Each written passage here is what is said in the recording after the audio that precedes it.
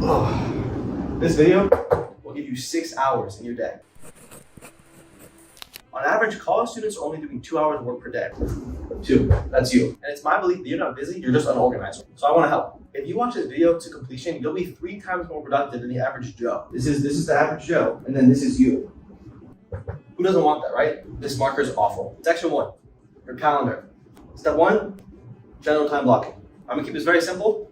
All you do is you have your day, right?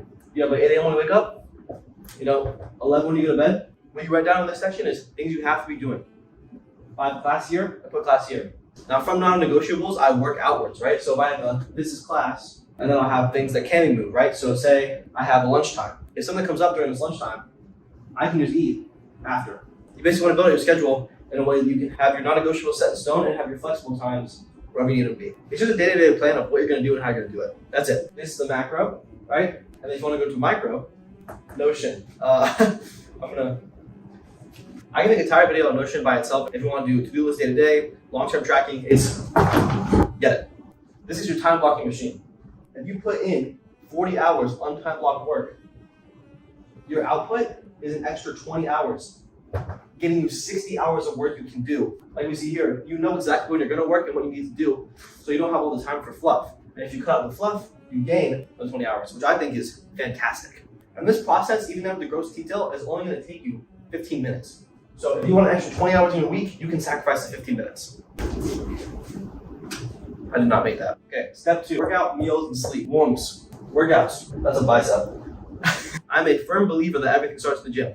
If you're looking for a way to fill in all this extra time that you're gonna have once you watch the video, I could not recommend working out more. Besides feeling confident, happy, more energetic, working out transfers to literally every part of your life. The discipline you have in the gym is the discipline you have in life, right? Go work out. Now when working out, if you wanna get the best return on time, workout notebooks are essential. Not only will it help you make gains, they'll help you manage your time in the gym more wisely so you're not wasting any time. Meal times. If you're eating for 30 minutes at each meal, that's 1 hour and 30 a day that you're spending eating. The only thing you have to do is save yourself 3 hours a week. That's it. If you cut 10 minutes off your meal times, you're only eating for 1 hour a day. This time compounds over the week to get you another 3 hours. And now you're spending a little less time eating. Maybe it'll shave off a few pounds. Sleep. You should be spending at least half your week asleep, right? So before you do anything else, get your sleep intact. It's gonna be really, really hard to apply any of these new skills you have if you're exhausted. On average, you're sleeping for 60 hours a week. And if this sleep is not quality, you're wasting 60 hours a week. So this is the biggest time saver you can do. That's why, going back to time blocking, put in your sleep schedule. I recommend having a set bedtime each night that allows you to get 8 hours. Step 3, work blocking. Now, work blocking. This is a subsection of time blocking, okay? You're gonna be guffawed by the amount of time you have when you plan out your week. I promise. You'll be like, wow, I wasn't doing anything before. Like we said before, time blocking is gonna save you 20 hours. I recommend using at least half of that for work. In order to avoid brain burnout, I use a 6-to-1 ratio. That means for every 6 minutes of work, I'm taking a minute of rest. An hour 30 work block, transferring into a 15-minute break, and then repeating that cycle whenever I have my work period scheduled out, allows me to stay focused but not overworked. Now, in these 50 minutes, I read. I do this for 2 reasons. I spend a lot of time on screens per day, and the more I can limit it, the better I feel, right? And 2, plethora of benefits. You will learn so much. If you like this stuff and want to go more in depth, I do have 2 books I want to review for you. This one's the main one. Everyone talks about it for a reason. Atomic Habits by James Clear. Say you have a day where you need to get 12 hours of work done. And in these 15-minute blocks, allocate that day to read this book and get through it. I would promise that you'll be well on your way to becoming a more productive person. Promise. This one's not talked about, but just as good. You're Too Good to Feel This Bad by Nate Dallas. Another great book, and this is more micro and then macro. Step 4, flow state. When you're in a flow state, you're 500% more productive. I've broken up getting to a flow state into 3 steps, which I like to call the 3 S's. Surrounding, sound, and state of mind. First, let's get into surrounding. So if your surrounding looks like this, with a lot of extra frequencies coming into your brain, you will not be able to focus. Say, going back to reading, if you try to go read a book in a mall, it can be a lot harder than if you were in a library. Sound. Now, so you remember, I came up with an acronym for sound. It's called, That's the sound old people make when they can't hear you. that's the joke. Earplugs. You can get these at a CVS for like $10. So let me demonstrate the AF process. Take 2, stick them in your ears.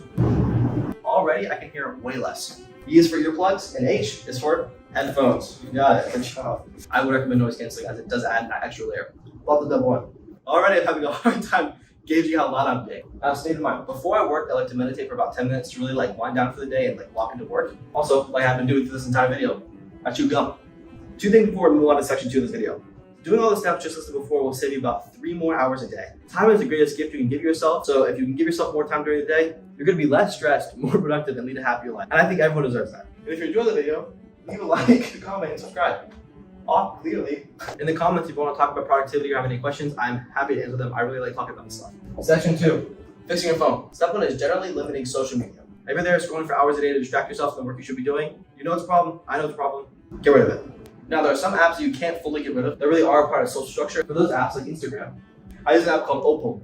This app blocks it from 8 to 8, and on top of that, I have a 30-minute limit. If I'm spending more than 30 minutes before I go to bed, it's not good looks. I wouldn't be talking about social media, so this is step 1A. TikTok. Just people on average spend an hour and a half a day on the app. That means all of the time blocking, half of that can be gained by just deleting this one app. I don't think it's necessarily bad. I think there are much better ways to do what the app does. Better ways to relax and better ways to learn. I say this because one main argument people have is, oh, I'm learning from TikTok. If it takes you 30 minutes to get 15 seconds of information, that is not a good learning cycle. That's like going to class and the teacher walks in, gives you one sentence, and you have to sit there for 30 minutes and then leave. If you want to learn, directly look up the thing you're trying to learn. You get way more ROI on this than this. I like to call this next step the grinning. Unfortunately, a lot of people that watch the video won't do this next step, which is kind of a bummer because it saves you another hour a day. This is your phone now, very colorful distraction. You're spending hours a day on it, and it's not helping anyone, right? This is your phone after this video. Your phone's in black and white, and you're not distracted by it at all. What putting your phone in black and white does is that when you go to take it out like this, your brain, instead of getting the instant dopamine response it's looking for, it takes a second and goes, oh wait, I don't want to be on my phone right now. You put it back in your pocket. If you want to make it a little easier, you can put it on only for do not disturb time. So when you're doing your work, it doesn't happen on your phone. You look at it and then you realize, oh, I'm working right now. Let me get back to it. Bonus section. I hinted at this early in the video with my workout notebook, right? Within this book is another strategy that I like to call double dipping. If you take a look, right next to my workouts are notes. Say I work out for an hour, right? I am now getting bigger muscles. That's a brain. Learning something at the same time. 2 hours of productivity for 1 hour of work, which is a 2 extra turn on investment, which anyone would say is good. You can really do this with anything, right? Say you listen to a podcast about finance and going to work, that'd be double dipping. You learn something about finance and you begin to work. It's great. Now the math, we're putting this all together. 6 hours in your day to do work, time blocking 1, 2, 3, fixing your phone is another 3, right? Just these 2 tiny changes by themselves, 4 hours, great. Now let's go to the background. Say, well, this 3 hours will be free time, this 3 hours will be work. Multiply that by 7 days a week. Say you were extra productive 1 week, we'll round up to 24, okay? So you get an extra day per work per week. This doesn't include sleeping, this doesn't include eating, this is just work. 4 days of work per month times 12, that's 48 days per year, and we'll round down again. We'll say, some days you're slacking off a little bit. Another month of work in a year. And in these 30 days, you can become very, very good at whatever you want to do. All it takes is a little bit day by day, and you have an extra month of work. That is the power of productivity. And remember, this is just half.